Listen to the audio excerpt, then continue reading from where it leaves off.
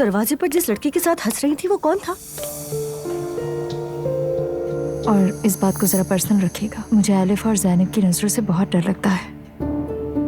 यार आपा बस भी कर दो, वो बंदा फिदा है तुम पर, साफ जाहिर है। और तुम जैसी समझदार औरत ने ये महसूस न किया हो, ऐसा मुमकिन ही नहीं। अपनी बकवास बंद करो एलिफ, वो तकरीबन हमारा रिश्तेदार ही है।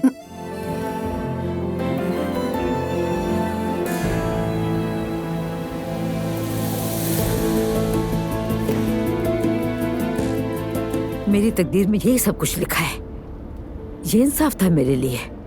जरा रुकिए, उनके पास भी कहने को कुछ बातें जरूर होंगी। बाबा इस तरह गिर नहीं सकते अम्मी। उसके चेहरे पे बिल्कुल भी शर्मिंदगी नहीं थी, जबकि हम दोनों ने उसे अपनी महबूबा को फूल देते हुए देखा है अपनी आंखों से। आप कैसे किसी औरत को फूल दे सकते हैं? आखिर उसके दफ्तर गए ही क्यों थे? तुम होश में तो हो अपने? जो कुछ तुमने बिगाड़ा था मैं उसे ठीक करने गया था, समझ गई तुम? जो कुछ तुमने उनके साथ किया उस पर मैं बहुत शर्मिंदा हूँ। तो इसका मतलब है मुजरिम भी मैं बन गई। क्या कहने हैं आपके अब्दुल्ला?